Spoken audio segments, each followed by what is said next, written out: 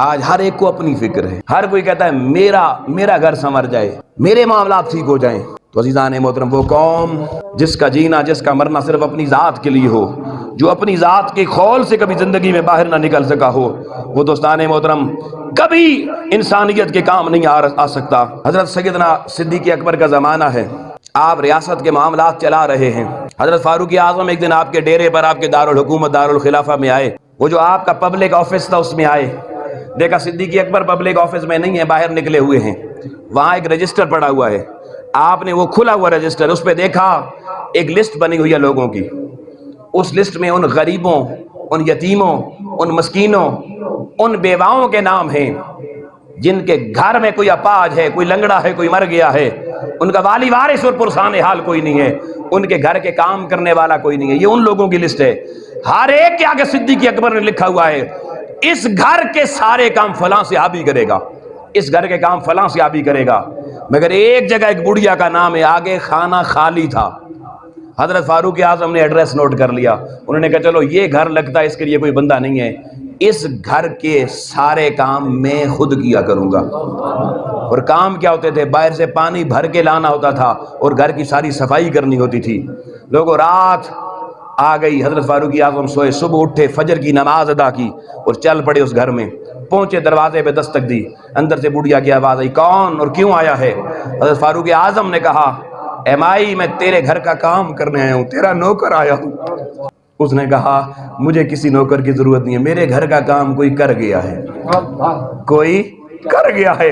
لوگوں فاروق اعظم نے کہا چلو کوئی بات نہیں، آج میں لیٹ ہو گیا، کل میں جلدی آ جاؤں گا۔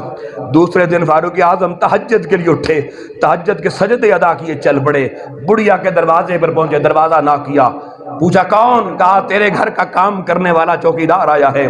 اس بڑھیا نے کہا آنے والے تیرا شکریہ، مگر میرے گھر کا کام تیرے آنے سے پہلے ہی کوئی کر گیا ہے۔ حیران ہو گئے، وہ کون ہے جو تہجد سے بھی پہلے اس کا کام کر جاتا ہے؟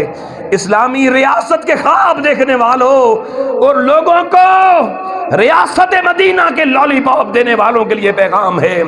تیسری رات آ گئی، آج فاروق اعظم نے عشاء کی نماز پڑھی، چل پڑے اور کہا آج میں بڑھیا کے گھر کے راستے میں بیٹھ کے دیکھوں گا وہ بڑھیا کے گھر مجھ سے پہلے آ کر کام کرنے والا ہے کون۔ بیٹھے رہے، آدھی رات کا بھی وقت نہیں ہوا تھا، دیکھا اندھیرے میں سے کوئی ننگے پاؤں چلتا ہوا آ رہا ہے، پاؤں میں جوتا بھی نہیں ہے۔ غور کیا، قریب آئے، حیرت سے آنکھیں کھل گئی، پوچھا من انتا، کون ہے؟ آواز آئی انا ابو بکر۔ کہا صدیق بھائی کدھر جا رہے ہیں؟ اس بڑھیا کے گھر کا کام آپ کرتے ہیں؟ کہا ہاں میں کرتا ہوں۔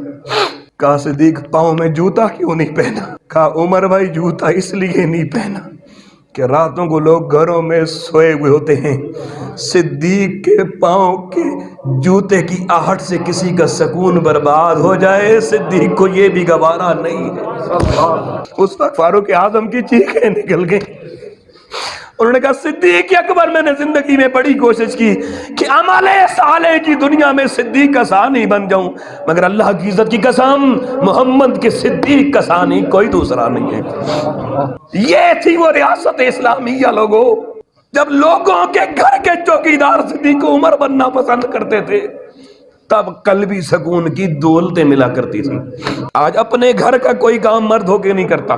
یہ میرا معاشرہ ہے دوستو، پیغام یہ دینا چاہتا ہوں لوگوں، آج اگر اپنے گھروں کے نقشے بدلنا چاہتے ہو، اپنے دل کی لٹی ہوئی بستی برباد اندھیر نگری کو آباد کرنا چاہتے ہو تو یہ بڑی کمائیوں سے آباد نہیں ہوگی، بڑے گھروں سے آباد نہیں ہوگی، بڑے بڑے کاروباری تجارتی مراکز بنانے سے آباد نہیں ہوگی۔